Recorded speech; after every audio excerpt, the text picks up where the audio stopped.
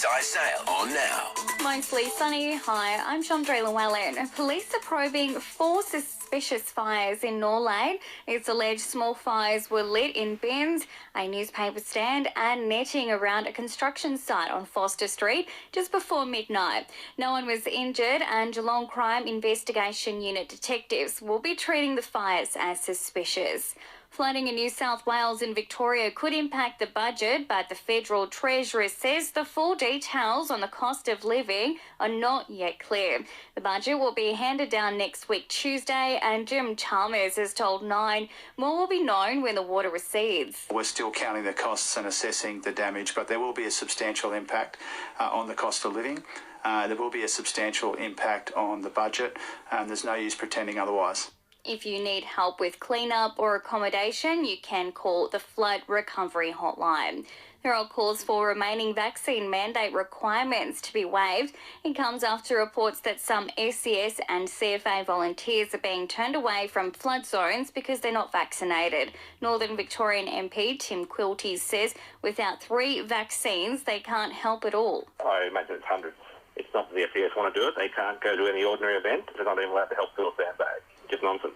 Big crowds are expected at the Geelong Racecourse tomorrow for the running of the Geelong Cup.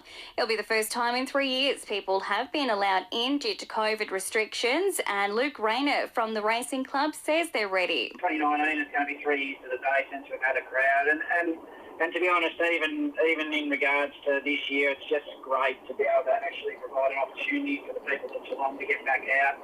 Experts say a national plan to end violence against women and children within a decade will need plenty of extra resources if it's to succeed. The Human Rights Commission says the federal government needs to make sure necessary action is taken. And a state funeral is being held this afternoon in Melbourne to honour the life of Indigenous actor and activist Uncle Jack Charles. Family members have spoken of a man who was loved.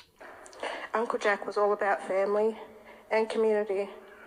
Despite the horrors that Uncle Jack lived through. K-Rock Sport. For lush, beautiful instant lawn. Call Coolabah Turf. Cricket Australia's named men's test skipper Pat Cummins as the new captain of the one-day team. He'll be taking over from Aaron Finch, who has retired from the 50-over format. Meantime, still in cricket, the T20 World Cup matches are on at GMHBA Stadium. Namibia taking on the Netherlands this arvo. Tonight it's Sri Lanka against the UAE. And Ross Lyons confirmed he's interested in returning as St Kilda coach after a 4-hour meeting with club officials.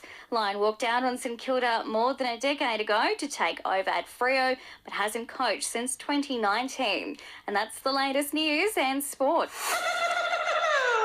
K-Rock Surf Report. Sombrero, Kingston Village, Ocean Grove. Best burrito in town. G'day, this is Ben from Swellnet looking at the surf coast, and we've got easing swells in Torquay this afternoon. Winds are light and variable, so conditions are clean. The reefs are holding half to 1 metre of slow but fun options as we work towards high tide at about dinner time. The open beaches are probably your best bet. Sixth Car and Truck Rental has arrived in Australia. At Sixth, we go above and beyond. Tomorrow, so make the most of it. We call it Above and Beyond It. Geelong Bank's 1-2 home loan. 1% less for 2 years. Mostly sunny for the rest of the afternoon, top of 21. Tomorrow staying sunny, 22, and right now in Geelong it's 20.